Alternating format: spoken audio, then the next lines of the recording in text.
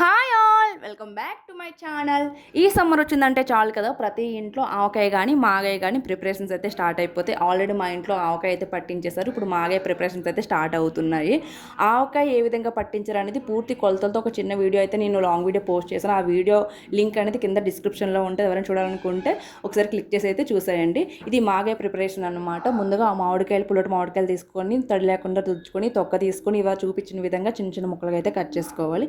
ఆ తర్వాత అందులోకి ఒక 2 టేబుల్ స్పూన్స్ పసుపు అలానే సాల్ట్ వేసుకొని మంచిగా కలుపుకొని ఒక 8 డబ్బాలు వేసుకొని 3 డేస్ అయితే క్లోజ్ చేసుకోవాలన్నమాట.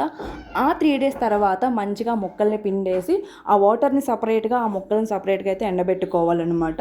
చూస్తున్నారు కదా, ఈ విధంగా ముక్కలు మంచిగా ఎండిన తర్వాత మనకి మాగాయ ప్రిపరేషన్ అనేది స్టార్ట్ అయిపోద్ది అనమాట. ఆ మాగాయ ప్రిపరేషన్ ఏ విధంగా జరిగింది అన్నది మీకు నెక్స్ట్ వీడియో అయితే వచ్చేస్తుంది. దానికోసం అయితే వెయిట్ చేసేయండి. ఐ హోప్ మీ అందరికీ వీడియో నచ్చిందని అనుకుంటున్నాను. Thank you for watching.